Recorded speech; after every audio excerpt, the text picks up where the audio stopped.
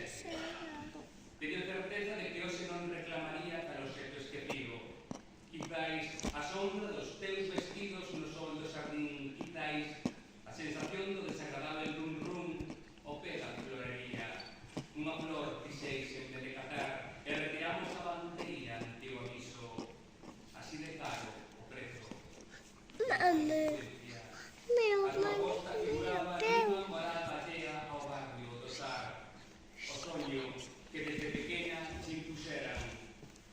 Eu creía no desenlace con o delito que para mí suponía o feito de aturar leis que non recoñecía.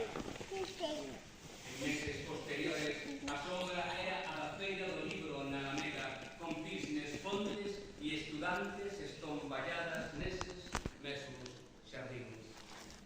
Nesta desolación, as fachadas das casas en habitáculo, o silencio da incomprensión, bater nas portas e saber que ninguén as abrirá desde o outro lado.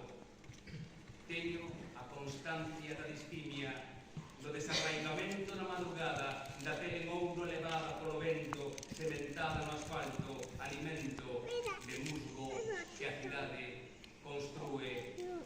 Daza oito. A friarse da pedra no interior dos colexios, o ceo a voces, os cartéis que un día colei do tabuleiro. Escaleiras arriba residía a poeta que algúns tiñamos en consideración. Agardábamos tamén pola chinche no teito, arrebolándose a rúa. Gústame reter no maxín tanta fermosura. Toda xeración mantén un cadáver para o equilibrio, bota fora as pernas en acusación e de contado, ollamos o seu nome nas